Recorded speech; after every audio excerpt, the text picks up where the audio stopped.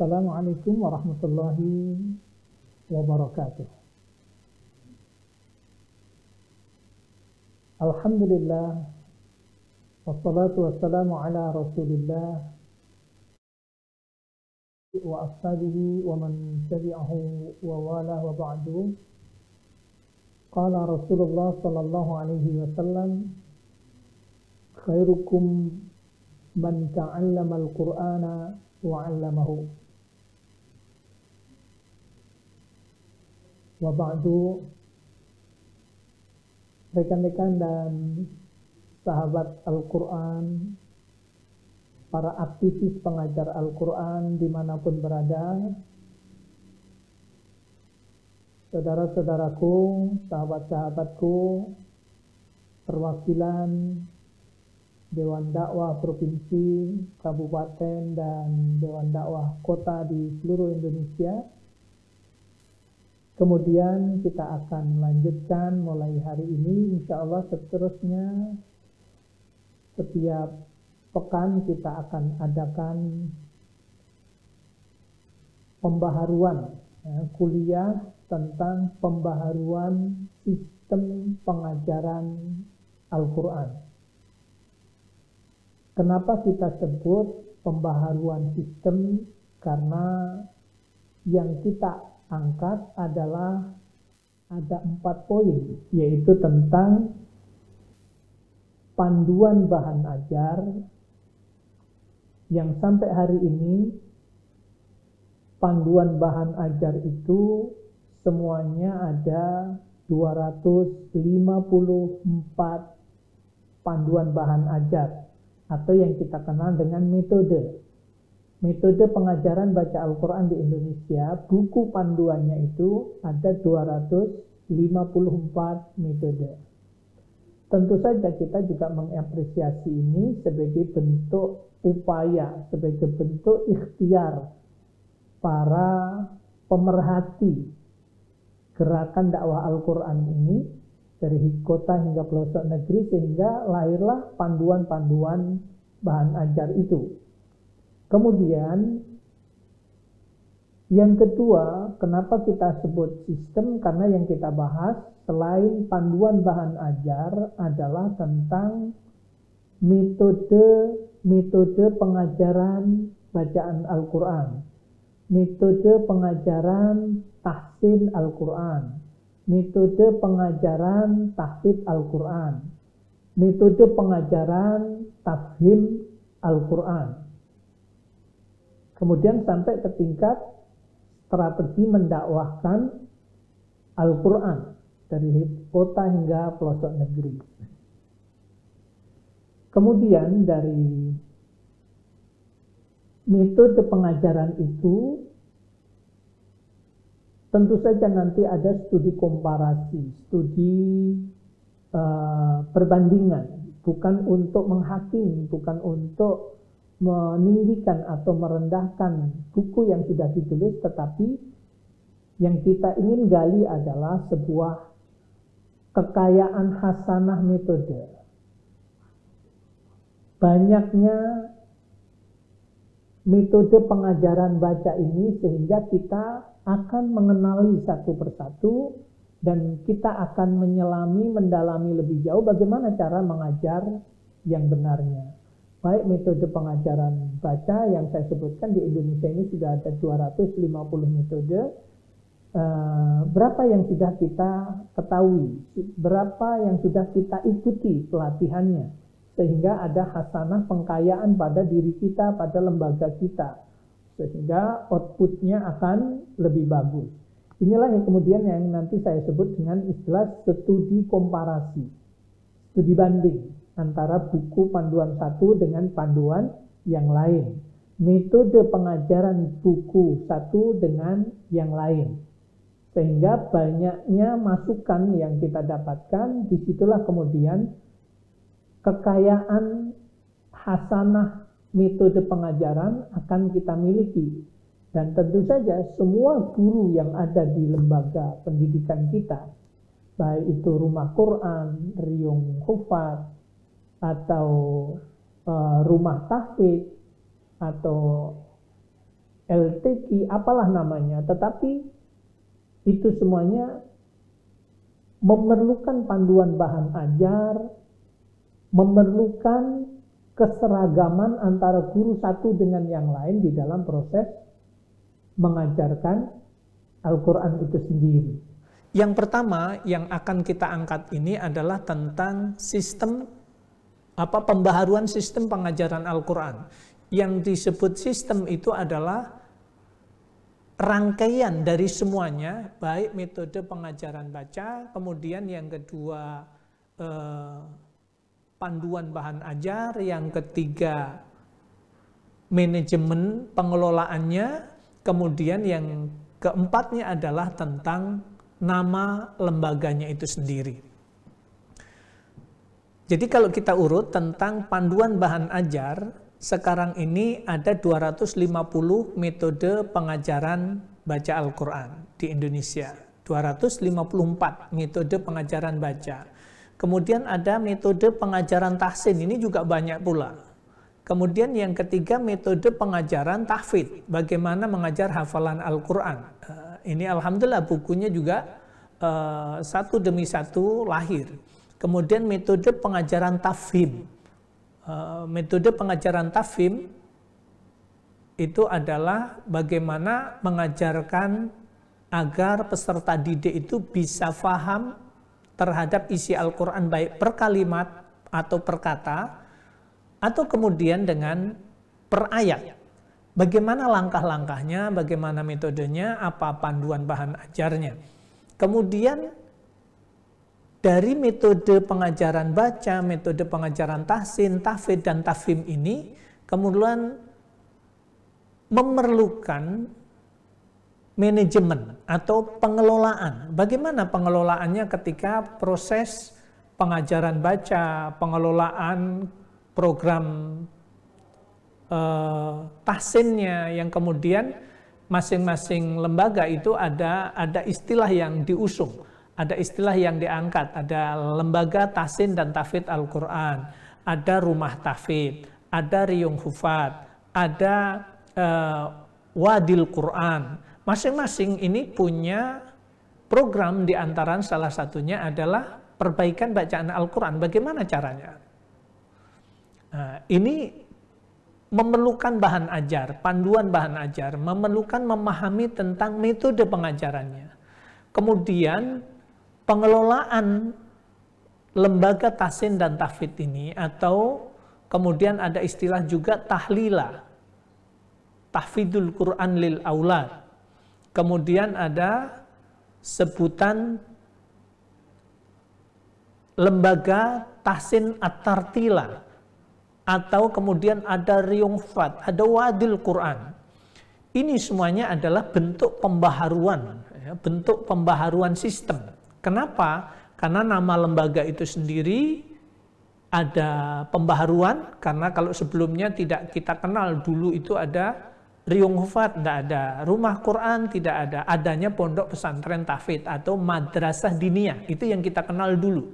Perkembangannya ternyata subhanallah hasanah tentang nama lembaga yang fokus terhadap metode pengajaran baca, metode pengajaran tahsin, metode pengajaran tahfidz, metode pengajaran tafhim. Ini semuanya adalah mencoba diterapkan di lembaga-lembaga itu, bahkan meningkat kembali tentang pengambilan sanad. Sanad bacaan Quran, sanad tajwidul Quran, apalah gitu ya. Yang pasti ini semuanya berkembang, yang satu dengan yang lain, baik metodenya, pengelolaannya, nama metodenya, nama lembaganya, ini satu dengan yang lain berkaitan. Satu dengan yang lain saling mengikat. Inilah yang kemudian kita sebut sistem.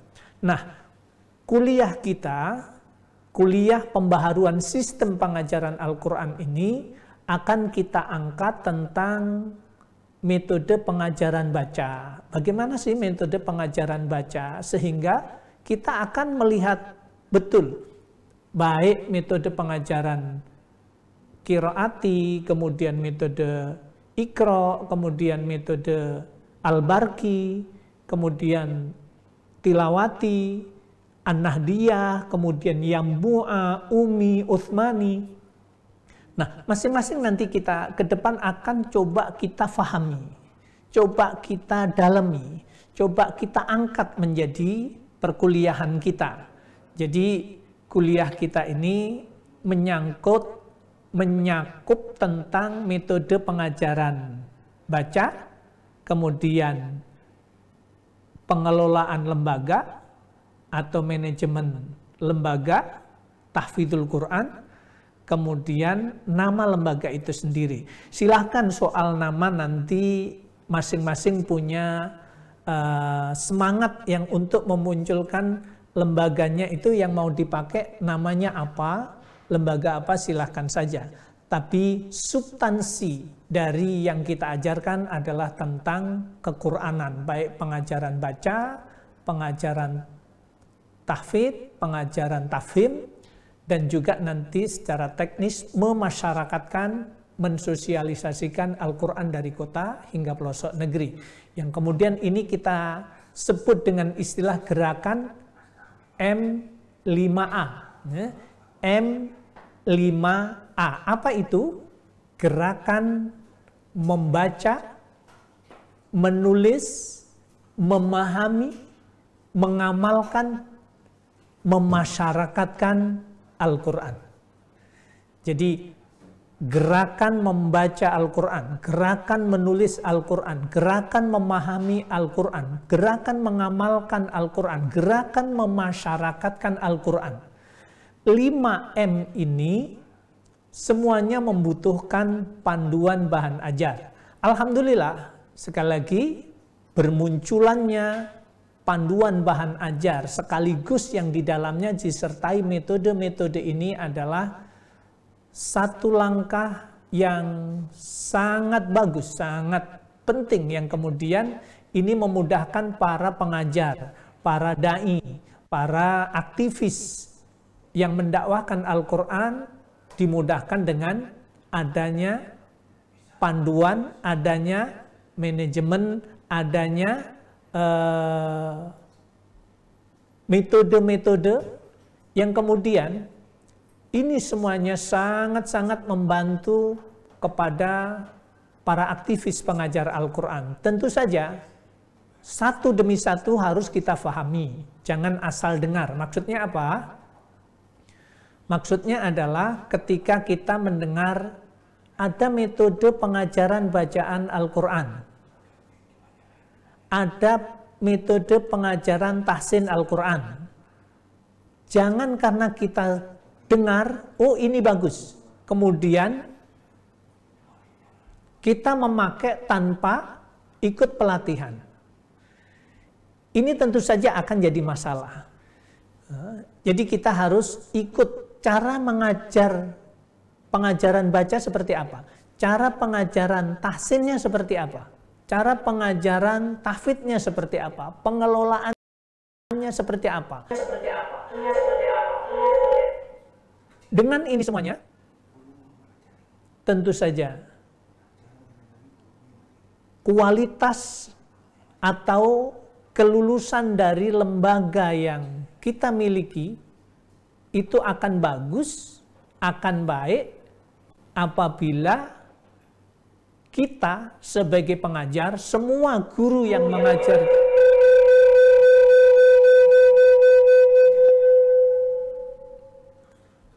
baik, sebentar, ini ada baik,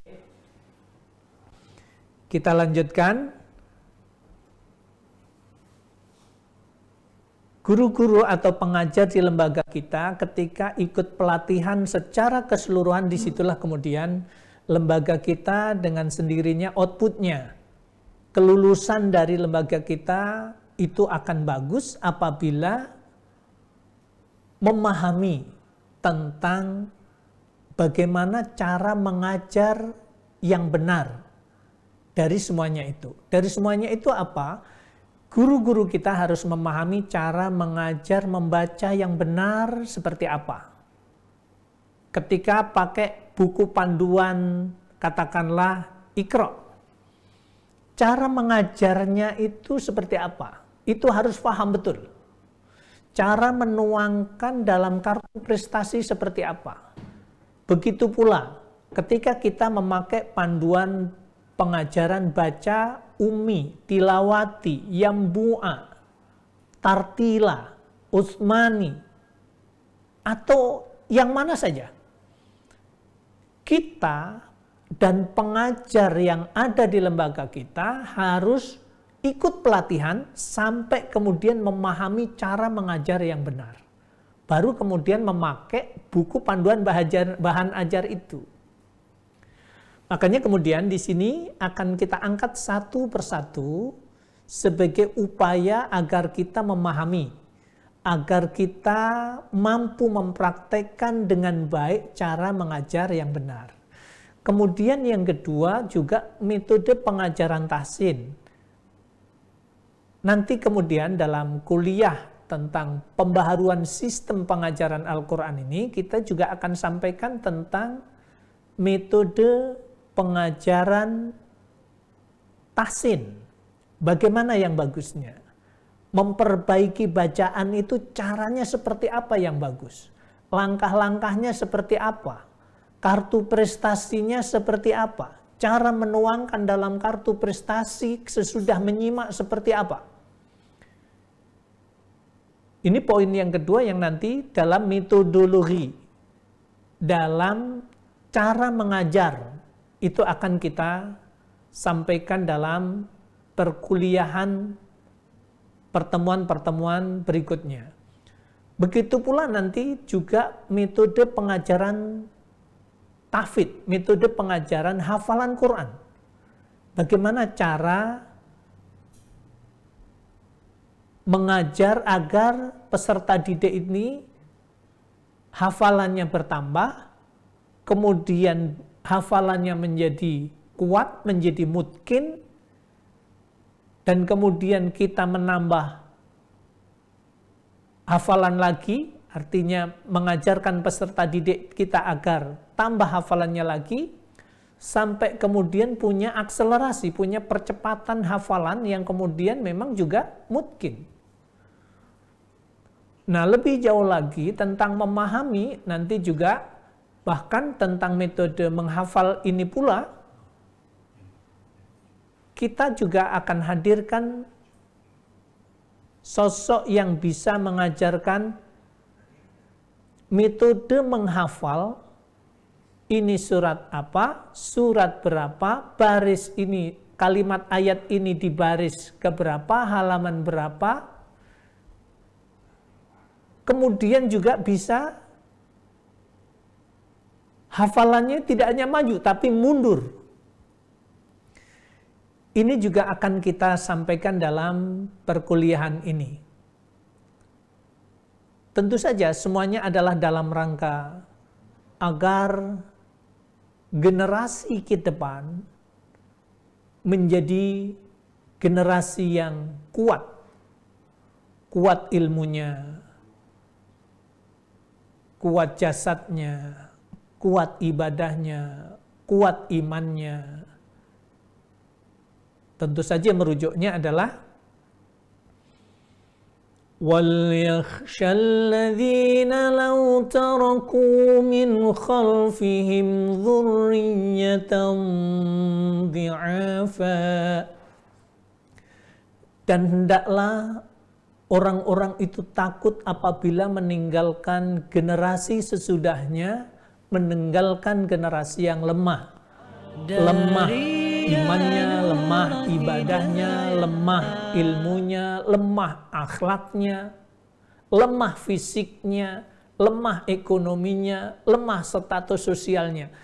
Pesan ayat ini adalah untuk kita semuanya, agar tidak meninggalkan generasi yang seperti itu. Bahkan sederhana saja, coba cek sederhana, kalau kita meninggalkan generasi yang bacaan Al-Qur'annya lemah, katakanlah bacaan Qur'annya tidak tartil.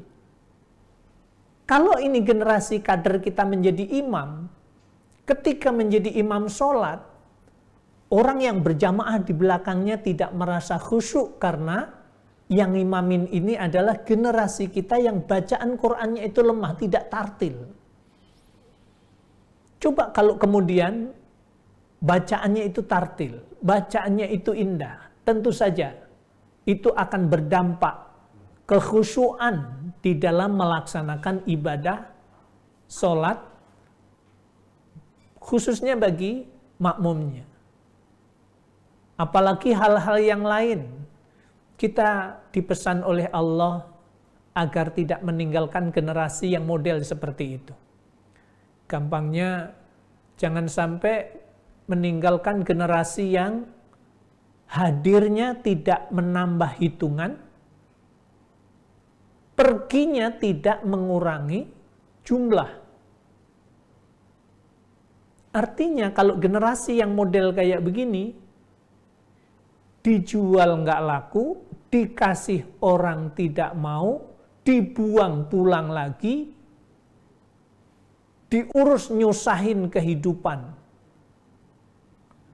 Terus kita apakan terusan? Tentu saja kita tetap membinanya, bukan membinasakannya, dengan terus kita ikhtiar yang maksimal, mencari cara untuk meluruskan akidahnya, ibadahnya, sampai kemudian juga targetnya adalah sahihul akidah, sahihul ibadah, matinul khuluq.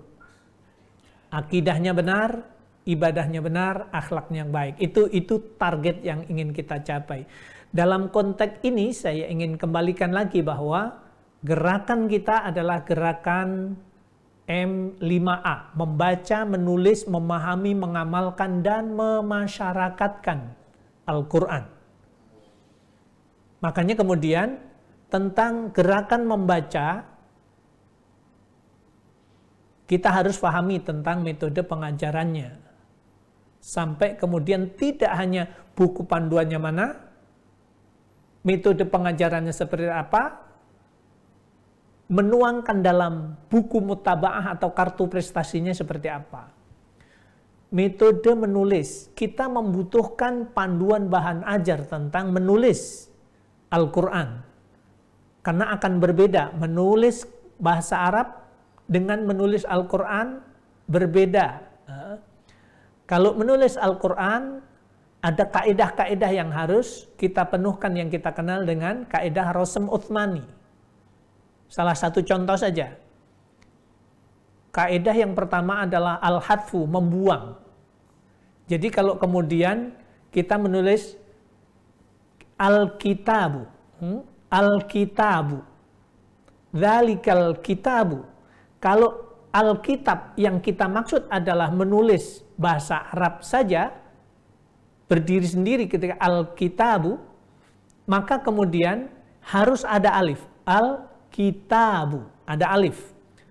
Tapi kalau kemudian maksud kita menulis Al-Quran, alifnya harus dihadzaf, harus dibuang. Diganti dengan harokat berdiri. Makanya di atas ta itu ada alif, ada harokat berdiri. Al-Kitabu, dzalikal kitabu.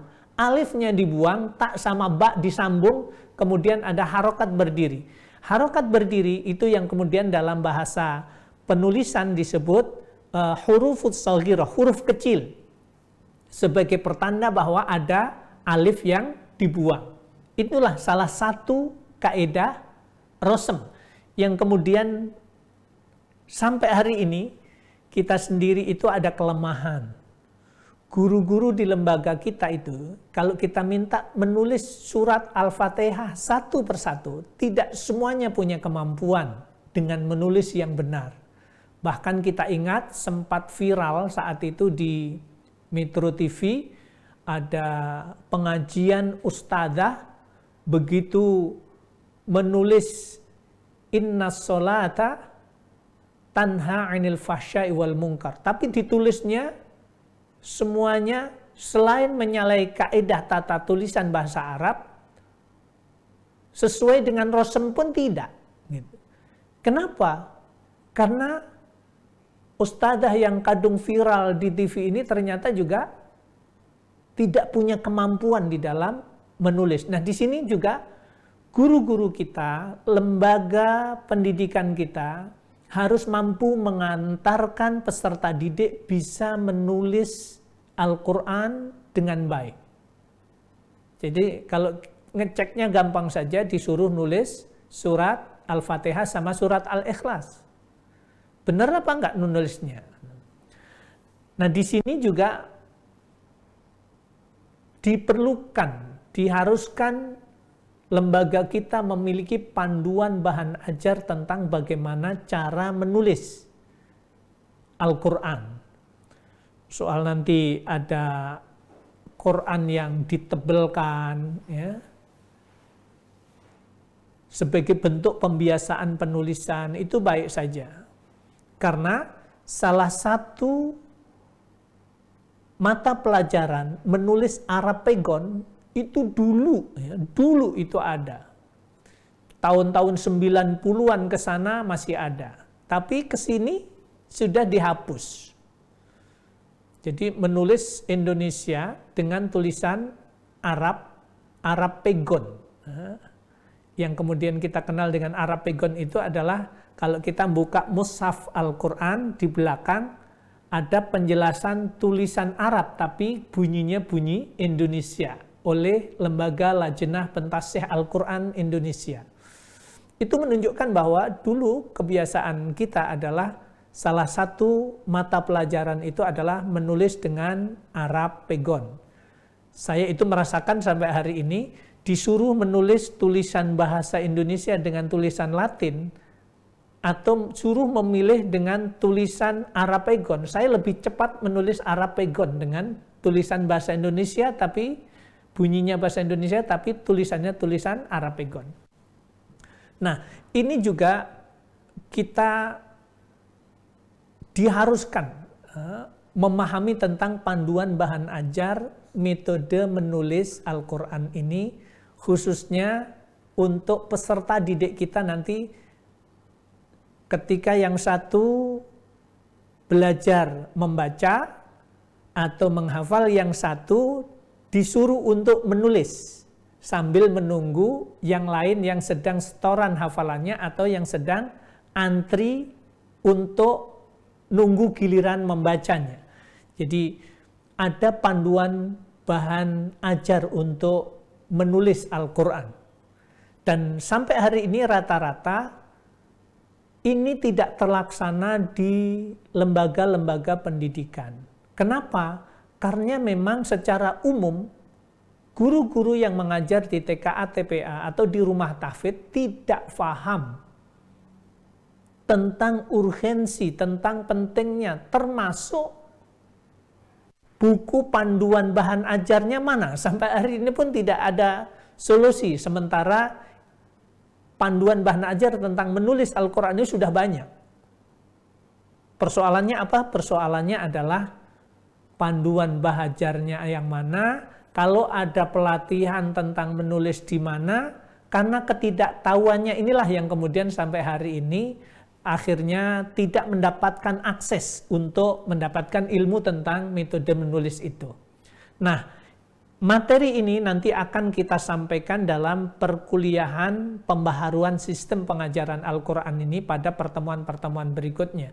Tentu saja ini bertahap dan insya Allah panjang. Ini menjadi fokus kita dalam rangka memasyarakatkan, menyemangati agar masyarakat Indonesia ini dekat dengan kitab sucinya. Sahabat Quran, para pemirsa yang dirahmati oleh Allah Subhanahu wa Ta'ala, tentang yang ketiga, memahami Al-Quran. Ini juga nanti ada panduan bahan ajar yang kemudian kita kenal. Yang pertama, metode tarjamah Al-Quran yang kita kenal dengan metode tartibiyah. Metode tartibiyah ini salah satunya ditulis oleh Kiai Haji Mustafa Kamal Sukabumi. Beliau adalah dulu salah satu tim AMM Yogyakarta, salah satu timnya Pak Asad Humam. yang kemudian sekarang tinggal di Sukabumi. Beliau menulis buku tentang panduan bahan ajar tentang memahami Al-Quran itu sistem atau metode tartibiyah. Dari menerjemahkan Al-Quran berurut gitu, maksudnya dari surat Al-Fatihah, kemudian Al-Baqarah ayat 1, ayat 2, ayat 3 dan seterusnya, kemudian masuk surat Al-Imran. Karena hitungannya kalau metode ini terterapkan dengan baik sampai surat Al-Baqarah khatam saja, secara umum peserta didik kita itu untuk melanjutkan menerjemahkan surat Al-Imran, surat An-Nisa dan seterusnya itu lebih mudah. Tentu saja ini bisa terlaksana ketika ada lembaga. Lembaganya itu apa, nanti kita akan bahas berikutnya. Yang pasti kita juga akan hadirkan sosok-sosok yang memiliki kafaah, memiliki keilmuan dan juga panduan bahan ajar yang bisa kita terapkan di lembaga pendidikan kita, atau di rumah tahfidz, atau di lembaga tahsin dan tahfidz, atau apalah namanya lembaga kita. Kemudian yang kedua ada yang ditulis oleh Ustadz Dr. Andes Haji Mangun Budianto, MSI. Beliau juga salah satu tim yang ada di AMM Yogyakarta yang melahirkan panduan bahan ajar sampai yang kemudian kita kenal metode tafhim Al-Quran, metode memahami Al-Quran maudhu'i, per tema. Tema tentang birrul walidain. Surat ini, ayat ini, kemudian diterjemahkan per kata, kemudian diperbaiki bacaannya, kemudian kesimpulan atau fawaidul ayat, manfaat ayat yang bisa diambil dari kalimat ayat itu apa saja dari bahasan saat itu. Jadi diangkatnya itu per tema, atau yang kemudian kita kenal dengan tafhim ayat-ayat maudhu'i, memahami ayat-ayat Al-Quran per tema tentang peduli kepada lingkungan, tentang kebersihan. Nanti itu ada sudah 100 judul. Kalau itu kita bisa ajarkan ke peserta didik kita, subhanallah, itu menjadi materi yang kalau kita sebagai ustadz tentu saja kita akan bisa membahas dengan ayat itu per tema, itu menjadi panduan bahan kultum, bahan ceramah tersendiri. Tentu saja ditambah dengan adanya Quran terjemah per kata.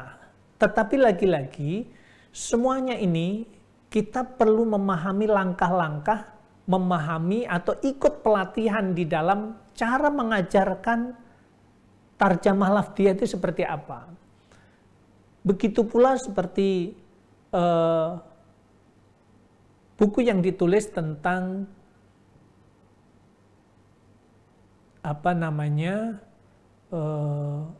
memahami Al-Quran atau tadabbur Al-Quran yang ditulis oleh Ustadz Kiai Haji Bakhtiar Natsir, itu juga menjadi panduan yang kemudian kita perlu ikut pelatihan, ikut mendalami, yang kemudian kita bisa memakai kajian itu per tema untuk di kalangan remaja dan orang tua. Dan ini bagus sekali langkah-langkah perkembangan. Dulu ada metode memahami Al-Quran 40 jam.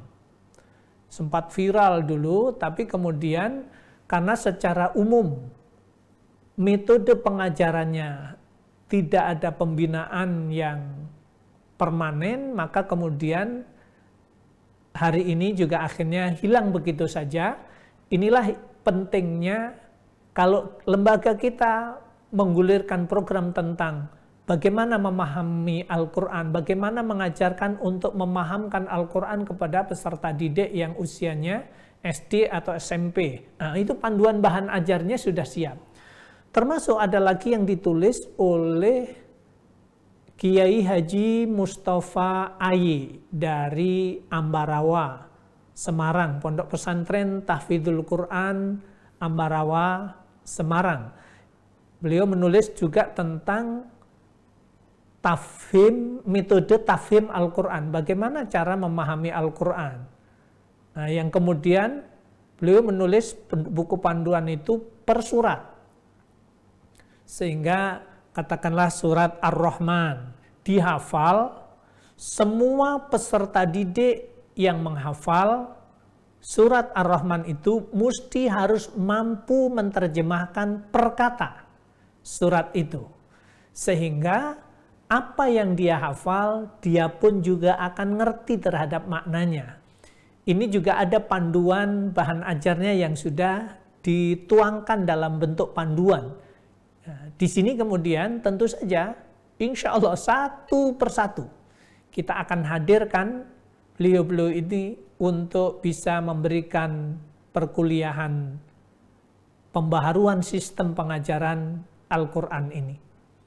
Jadi ingat-ingat ketika kita sebutkan kuliah pembaharuan sistem pengajaran Al-Quran, berarti kalau disebut sistem itu adalah rangkaian tentang panduan bahan ajar, rangkaian metode pengajaran, rangkaian pembaharuan kelembagaan, rangkaian manajemen atau pengelolaan lembaga pendidikan Al-Quran.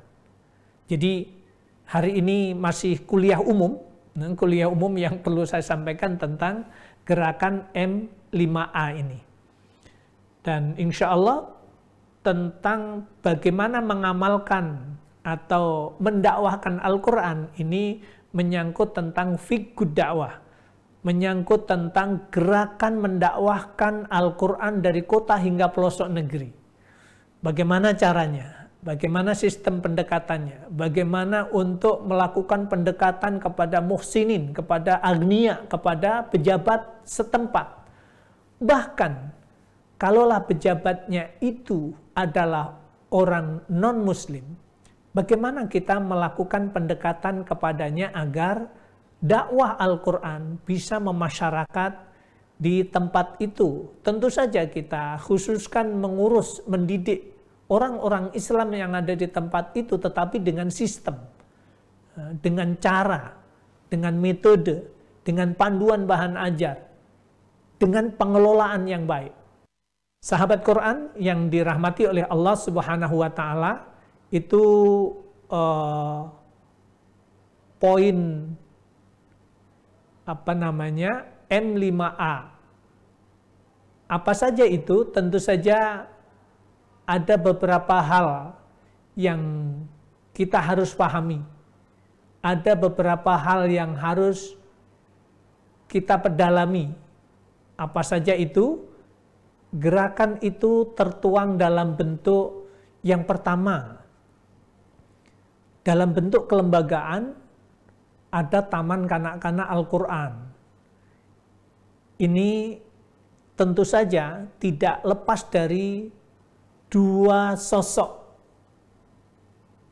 ulama, dua sosok penggerak Al-Quran di tanah air. Yang pertama adalah Pak Kiai Dahlan Salim Zarkasi, Semarang, yang kita kenal dengan melahirkan Qiraati, yang kemudian mengawali gerakan ini dengan istilah TKA sama TKQ. TPQ. Jadi ada Taman Kanak-kanak Al-Quran, kemudian Taman Pendidikan Al-Quran Mujawidin. Ini yang kita kenal lembaga yang dikembangkan, pembaharuan lembaga yang dimunculkan oleh Pak Kiai Dahlan Salim Zarkasi. Kemudian tahun 83 Pak Asad Umam mencoba mengembangkan ini pula di Provinsi Yogyakarta, kurang lebih di 600 masjid. Yang kemudian Pak Asad Umam mencoba mengembangkan tentang kelembagaan, tentang nama lembaga Gerakan Al-Quran ini dengan yang pertama dengan Taman Kanak-Kanak Al-Quran, nanti kita kenal TKA TPA.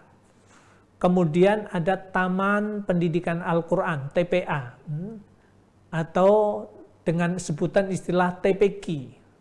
Silahkan saja mau TPA mau TPQ, silahkan saja, tidak usah diperdebatkan. Kalau kita mau mendirikan Taman Pendidikan Al-Quran pakai A, silahkan. Ada Taman Pendidikan Al-Quran pakai Q, silahkan. Yang penting tidak saling membuli saja. Karena kalau TPA, kata yang satunya itu tempat pembuangan akhir, seolah-olah tempat sampah gitu ya. Kata yang satunya, ya kalau TPQ lebih parah. Kenapa? Itu tempat penyembelihan kurban. Ejek akhirnya apa? Saling ejek. Sementara yang dimaksud itu bukan dibelok-belokkan. Semuanya paham bahwa TPA itu Taman Pendidikan Al-Quran dalam konteks kelembagaan pendidikan Gerakan Mendakwahkan Al-Quran. Kemudian yang kedua, TPQ juga Taman Pendidikan Al-Quran.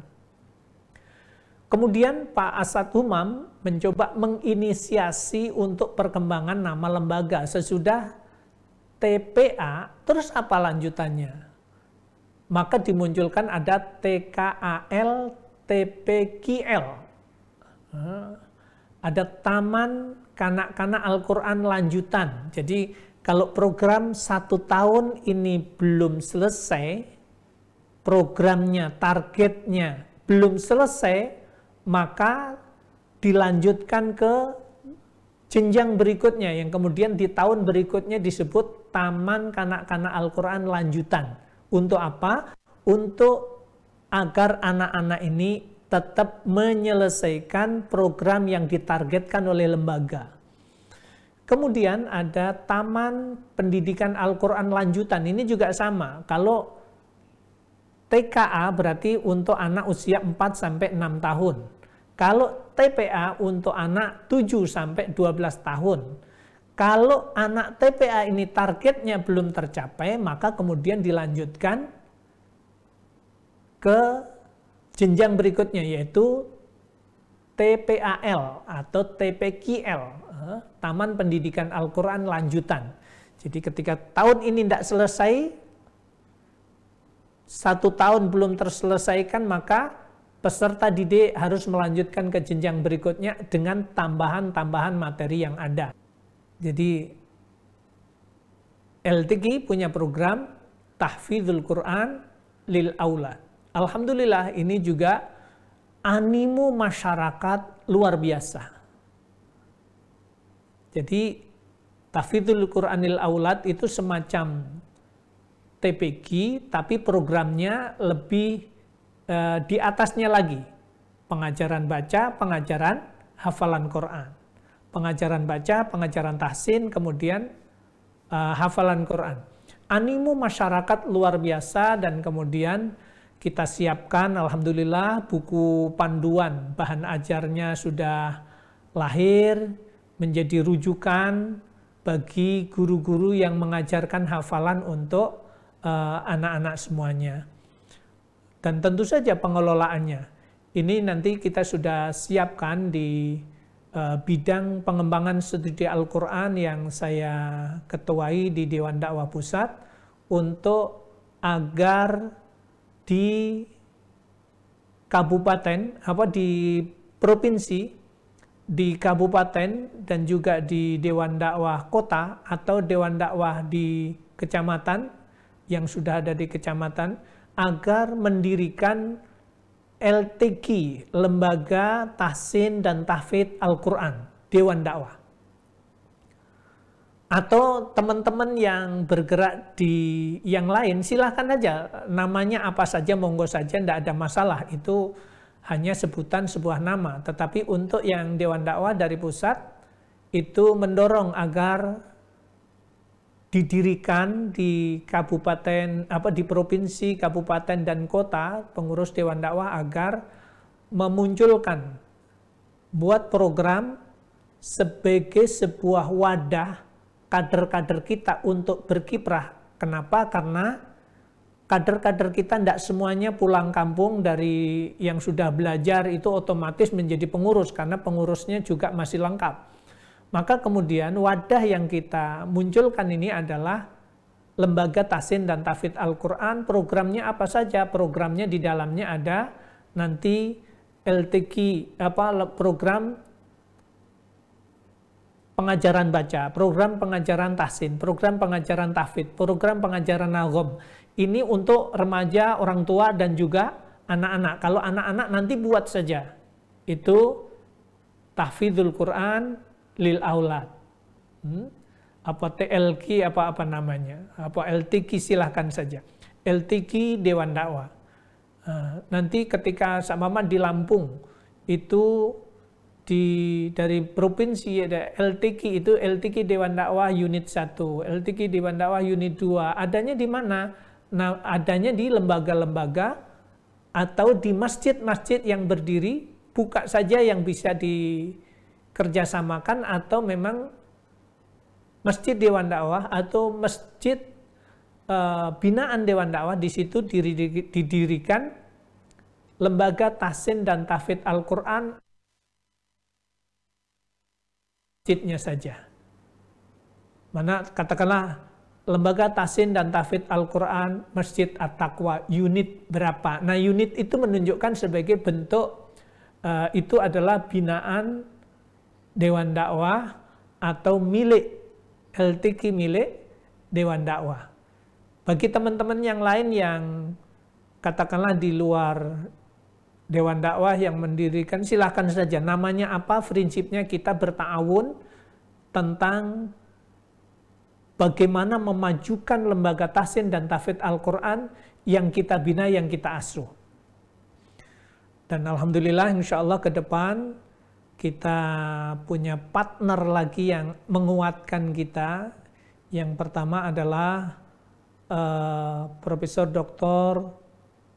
Ahmad Isa Al-Ma'sarawi. Beliau adalah guru besar dan pengasuh guru-guru hafalan Quran di Mesir dan sebagai ulama qurra di dunia, yang sekarang ini alhamdulillah beliau memotori sebuah proyek yang dalam sejarah pertama kali di dalam perjalanan sejarah Islam untuk menuangkan qiraah Ishrin atau bacaan Al-Quran berdasarkan 20 riwayat. Jadi Al-Quran akan ditulis dengan 20 Al-Quran yang Qurannya itu disesuaikan dengan riwayat tersebut. Sehingga satu dengan yang lain Qurannya, katakanlah ketika baca Innal ladzina kafaru sawa'un 'alaihim anzartahum am lam tunzirhum la yu'minun. Ketika a'anzartahum ditulisnya a'anzartahumu, nanti tulisannya humu ada wawu panjang, disesuaikan dengan riwayat. Katakanlah riwayat Warsh, nanti akan ditulis sesuai dengan riwayat Warsh. Riwayat Ibnu Katsir ditulis sesuai dengan bacaan riwayat Ibnu Katsir. Apa perbedaannya? Bagaimana cara bacanya? Di situ ada barcode. Nah, barcode yang kemudian kita scan dan kemudian itu akan muncul. Bagaimana cara bacanya? Yang membaca suaranya itu adalah bacaan Profesor Dr. Syekh Ahmad Isa Al-Ma'sarawi itu. Sehingga kita akan mengenali, oh cara bacanya seperti ini. Jangan sampai kemudian orang bacanya berbeda, kemudian kita akan mengomentari bacaan itu salah, jangan. Insya Allah ini proyek ini sedang berjalan. Alhamdulillah 2 hari yang lalu saya sempat bertemu dengan beliau, bincang-bincang tentang ini dalam rangka mensosialisasikan tentang mengenali tentang qiraah sab'ah yang kemudian qiraah Ishrin, itu masing-masing kita harus tahu dalam rangka menjaga keaslian bacaan Al-Quran berdasarkan riwayat, berdasarkan wahyu yang diturunkan oleh Allah Subhanahu wa taala kepada Rasulullah sallallahu alaihi wasallam dengan berbagai bentuk bacaan yang ada. Sahabat Quran yang dirahmati oleh Allah Subhanahu wa taala, pembaharuan apalagi ini lanjutannya, pembaharuan apalagi yang dilakukan oleh Pak Asad Humam dalam konteks kelembagaan. Ada Ta'limul Quran lil Aulad. Sesudah TPA ada Ta'limul Quran lil Aulad. Apa materi pelajarannya, seperti apa buku panduannya, bagaimana cara mengajarnya, apa targetnya, kemudian bagaimana pengelolaannya. Kemudian apa bentuk yang dimunculkan lagi, bentuk kelembagaannya adalah majelis taklim dan tadarus Al-Quran. Yang kemudian Pak Asad menyebut majelis tarling, menyebutnya majelis tadarus keliling. Ini juga sama, lembaganya majelis taklim dan tadarus Al-Quran. Program ini tentu saja untuk remaja, untuk orang tua yang kita kenal selama ini istilah dengan majelis taklim. Ada majelis taklim bapak-bapak, ada majelis taklim ibu-ibu. Apa pengertian tentang majelis taklim dan tadarus Al-Quran ini? Apa buku panduan bahan ajarnya? Bagaimana mengajarnya? Ini juga sudah ada. Sudah ada cara mengelolanya, cara mendirikannya, buku panduan ajarannya. Kemudian yang tidak kalah pentingnya adalah diklat Ustadz. Nah, diklat Ustadz ini yang kemudian dipopulerkan oleh Pak Asad Humam dengan yayasan AMM-nya. Diklat Ustadz ini yang ditargetkan ada ya pendidikan dan latihan guru Al-Quran. Ini lebih kepada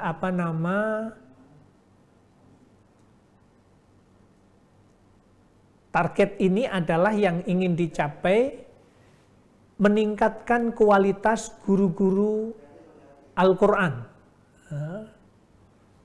dengan pelatihan metode pengajaran baca Al-Quran.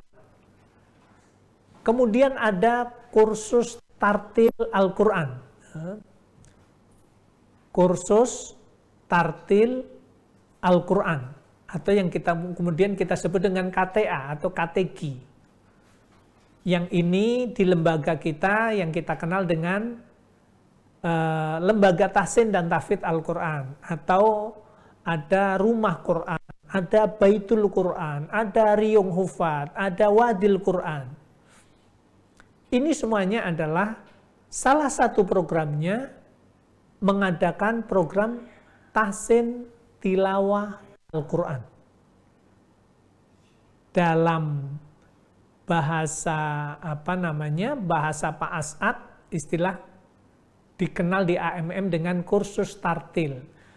Kursus tartil ini ada 3 jenjang. Satu, ada istilah S1. Program kursus tartil S1. S1 itu maksudnya Sahadah 1. Kemudian ada Sahadah 2. Ada S3, Sahadah 3. Masing-masing ada target yang harus terpenuhi. S1 itu standar kelulusannya bagi pengajar Al-Quran itu seperti apa. S2, Syahadah 2, itu bagi yang ikut kursus tartil, itu seperti apa target yang ingin dicapai. Kemudian yang ketiga ada program S3, Syahadah 3. Syahadah 3 inilah yang kemudian bagi kepala sekolah, ini targetnya salah satunya, bagi kepala TPQ minimal punya hafalan juz 30 dengan mungkin, dengan baik, dengan benar. Bacaannya tidak boleh salah. Yang kedua, hafal juz 30 dengan mungkin. Ini salah satu kelulusan dari program kursus Tartil S3. Tentu saja, sahabat Quran yang dirahmati oleh Allah Subhanahu wa Ta'ala, ketika kita ingin tahu tentang ini, buku panduannya sudah ada, pengelolaannya sudah ada. Jadi saya ingin lebih tekankan untuk kuliah pembaharuan sistem pengajaran Al-Quran untuk pertemuan berikutnya. Ini ada pendaftaran yang harus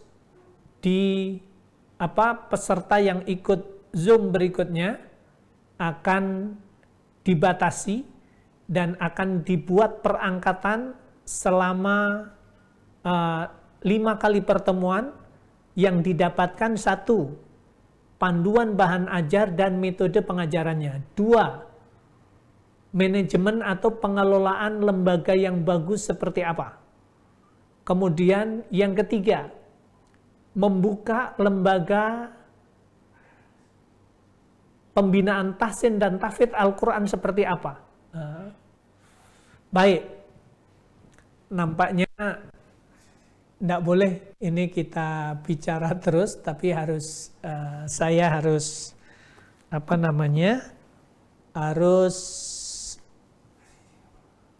mendengar pertanyaan dari para pemirsa yang ada di yang sudah masuk ya, sebagai ini ada pertanyaan yang masuk dari yang ikut Zoom dalam kesempatan ini, dari saudara Ahmad Ishfaq dari Depok. Ini Syekh, saya termasuk guru ngaji baca Al-Quran di lapangan banyak mengalami kendala. Apa metode dasar untuk tahsin Al-Quran untuk metode basic? Namun kelasnya peserta yang mereka rata-rata umur 40 tahun ke atas. Bahkan sebagian sudah lansia dan pensiunan. Jazakumullah khair. Baik, Ustadz Ahmad Ishfaq. Bagus pertanyaan ini. Yang pasti untuk materi ini khusus tentang metode tahsin, metode perbaikan bacaan Al-Quran. Insya Allah dalam perkuliahan ke depan kita ingin membahas khusus tentang ini. Panduannya yang mana, cara mengajarnya seperti apa, kartu mutabaah untuk ukuran lansia seperti apa, karena saya juga punya kelas, yaitu kelas santri langit. Kelas santri langit itu sebenarnya peserta yang usianya itu 50 tahun ke atas, yang buku panduannya seperti apa, cara ngajarnya seperti apa, itu ada tersendiri. Insya Allah nanti akan kita sampaikan dalam perkuliahan pertemuan berikutnya. Diharapkan makanya kemudian nanti kita harapkan peserta yang ikut hari ini, yang ikut perkuliahan berikutnya, kita minta untuk mengisi formulir dan kemudian akan kita share pada peserta yang ikut kuliah yang mendaftar untuk pertemuan berikutnya, karena kita targetkan kalau 5-7 kali pertemuan, dan kemudian akan kita berikan buku panduannya dan juga sertifikat ikut kuliahnya, sampai kemudian panduan bahan ajarnya. Kemudian berikutnya ada pertanyaan dari Ustadzah Neneng dari Bogor. Masya Allah, ini banget menjadi pertanyaan saya tentang menulis Al-Quran. Karena ternyata di Indonesia beredar 2 jenis rosem. Dari Depak juga rosem Utsmani Madinah. bagaimana mensikapi hal ini Ustadz, karena memang perbedaan lumayan mendasar. Baik, kalau bicara tentang rosem, hakikatnya tidak akan berbeda. Ketika disebut rosem Utsmani, itu adalah kaedah yang mushaf satu dengan yang lain tidak akan berbeda. Karena kalau yang selama ini mushaf standar Indonesia itu hakikatnya rosem Utsmani juga, cuman karena kita tidak mengenali lebih jauh tentang kaidah rosem yang sebenarnya, maka seringkali kita tidak paham atau salah paham, seolah-olah yang mushaf Madinah itulah rosem Utsmani, selain mushaf Madinah bukan rosem Utsmani, enggak juga gitu ya. Karena yang paling gampang kita mengenalinya seperti tadi, rosem Utsmani itu salah satunya ada al-hadf, membuang. Contohnya tadi, dzalikal kitabu. Coba kita lihat, kalau Quran itu dzalikal kitabu, alifnya masih ada, berdiri, maknanya tidak berubah, cara bacanya tidak berubah, tapi yang salah adalah kaidah penulisannya. Karena alifnya masih ada. Mestinya kalau menulis Al-Quran kaidah rosem, alifnya dibuang, diganti dengan huruf shaghirah atau alif kecil. Yang kita kenal dengan harokat berdiri, itu sebenarnya alif kecil.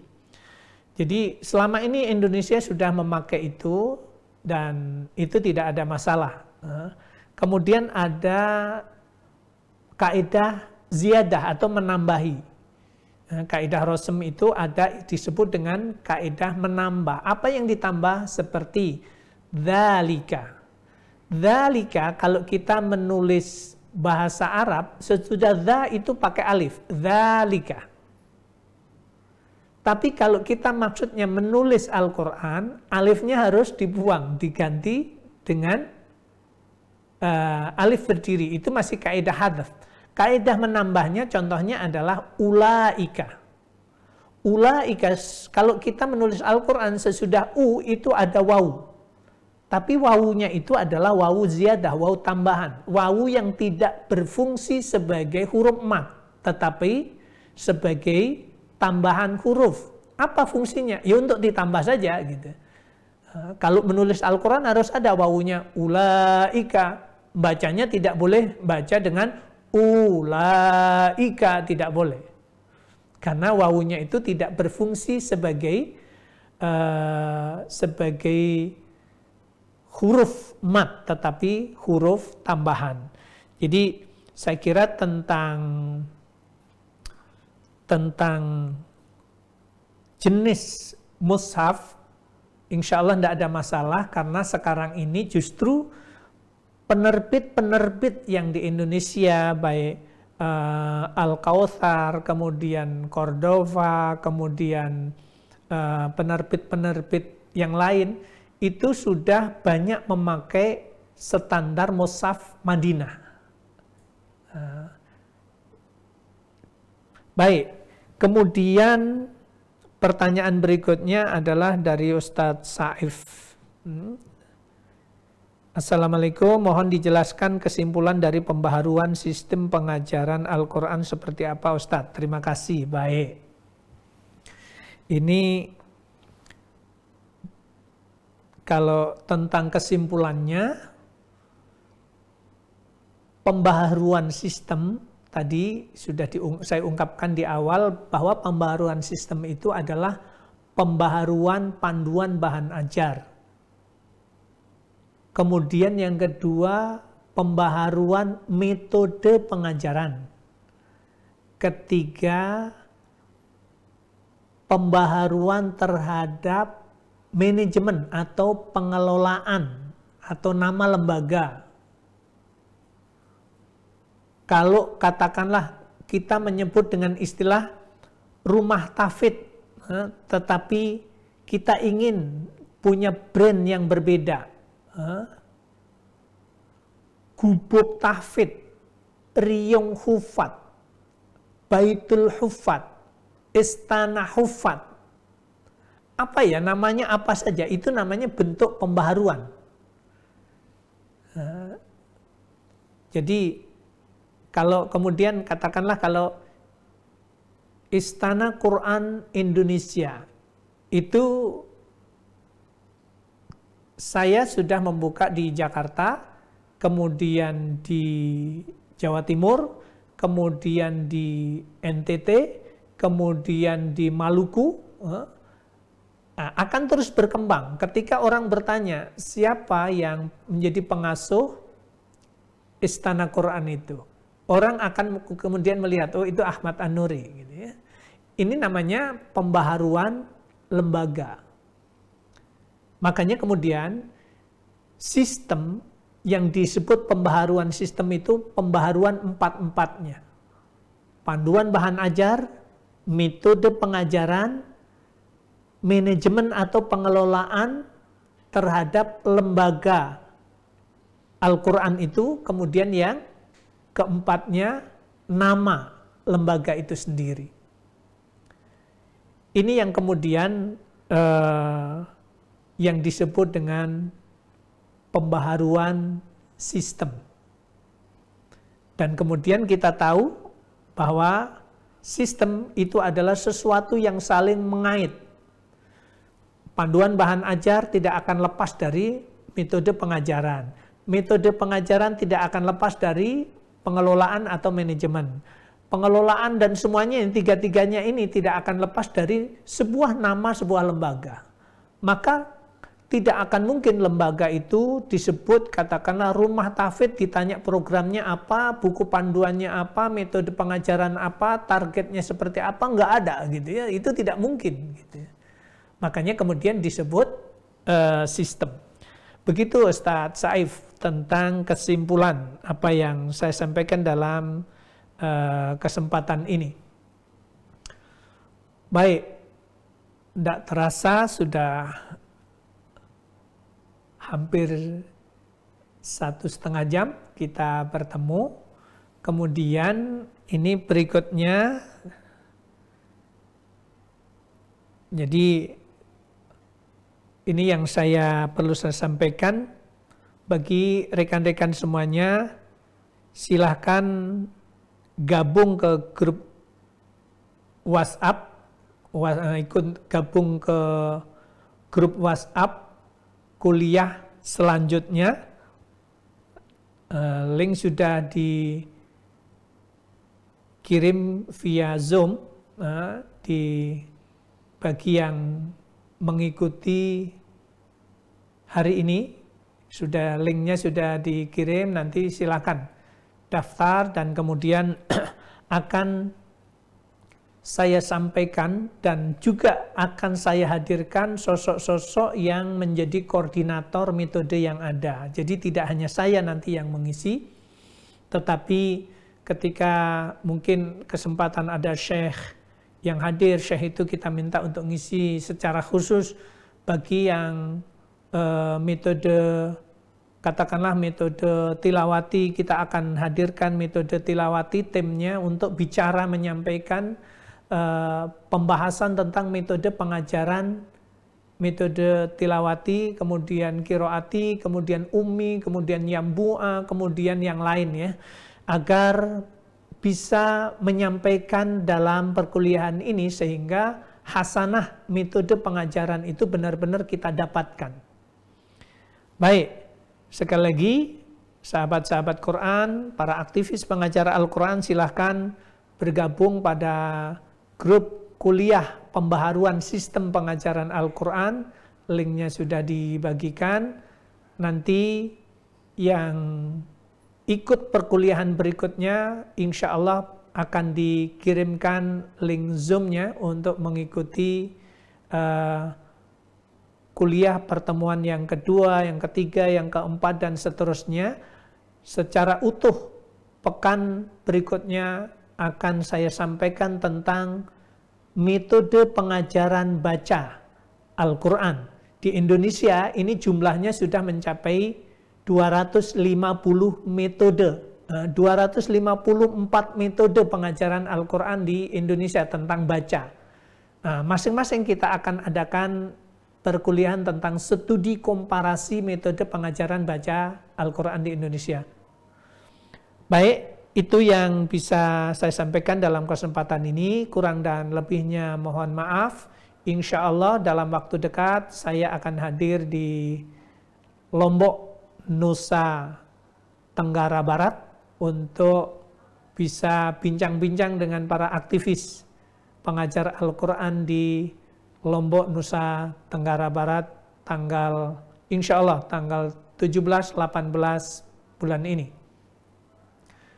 Demikian yang bisa saya sampaikan. Sekali lagi kurang lebihnya mohon maaf. Kita akhiri dengan doa kafaratul majelis. Subhanakallahumma bihamdika asyhadu an la ilaha illa anta astaghfiruka wa atubu ilaik. Assalamualaikum warahmatullahi wabarakatuh.